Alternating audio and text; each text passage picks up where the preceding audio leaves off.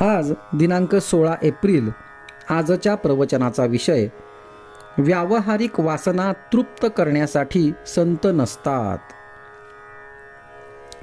नोकरी पाहिजे असेल तर ती देणारा जिथे असतो तिथे आपण जातो. त्याप्रमाणे भगवंताची भेट घ्यायची असेल तर संत जिथे राहतात तिथे आपण जावे. परमेश्वराचे स्वरूप ओळखण्यासाठी संतांकडे जाणेच जरूर आहे. संतांचे अस्तित्व त्यांच्या देहात नसून त्यांच्या वचनात आहे. संतांजवळ निर्विषय चित्त असते.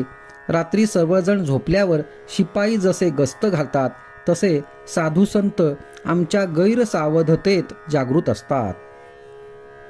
आपण झोपी गेलो असताना ते आपली वृत्ती तपासतात. एका बाईला मूल झाले पण त्याला आकडी येऊ लागली आणि ते पाळण्यात उगीच निश्चित पडून असायचे. ते मूल बरोबर वाढेना, चांगले हसेना, खेळेना. मुलाची ती अवस्था पाहून आईला बरे वाटत नसे. अगदी तसेच संतांना वाटते. शिष्य केला खरा पण साधनात जर त्याची प्रगती होत नसेल तर संताला वाईट वाटते. शिष्याची प्रगती होत असेल तर संत स्वतःच्या प्रेमापोटीच शिष्याला सजवतील आणि त्याचे कौतुक करतील. संतांना फारसे कधी कोणी चांगले म्हणत नाही.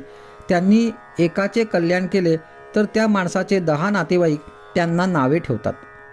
संतांना ओळखण्याकरिता जे गुण सांगितले आहेत ते त्यांची परीक्षा करण्याकरिता सांगितले नसून त्यांचा या दृष्टीने उपयोगही होत नाही. त्या गुणांचे आपण आचरण करावे म्हणून ते सांगितलेले आहेत. संतांजवळ राहणाऱ्या लोकांना 3 तोटे आणि 3 फायदे असतात. त्यांपैकी तोटे असे की 1. वेदांत बोलायला तेवढा उत्तम येतो. 2. संतांजवळ राहिल्याने उगीच मान मिळतो. आणि 3. ते म्हणजे संत सर्व पाहून घेतील या खोट्या भावनेने हा वाटेल तसे वागतो. आता फायदे पाहू. पहिला म्हणजे तो जर खऱ्या भावनेने संतांजवळ राहील तर तेवढ्यानेच काही साधन न करता सुद्धा त्याचा परमार्थ साधेल. दुसरे, त्याला मान मिळेल पण तो स्वतः मानाच्या अपेक्षेच्या पलीकडे राहील. आणि तिसरे, वेदांत त्याला बोलायला आला नाही तरी त्याच्या आचरणात येईल. म्हणून संतांजवळ राहणाऱ्याने ते सांगतील तसे वागावे, मानाची अपेक्षा करू नये आणि फारसा वेदांत बोलू नये. तोंडापर्यंत आले तरी दाबून टाकावे.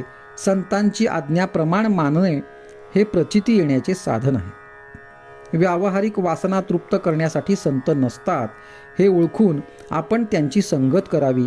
तेल आणि वात असल्यावर दिवा लावायला जसा वेळ लागत नाही त्याचप्रमाणे आपली भूमिका थोडी तयार असल्यावर सत्संगतीचा परिणाम व्हायला वेळ लागत नाही. आजचा सुविचार. संतांना ओळखण्यासाठी अनुसंधानाशिवाय दुसरे साधन नाही.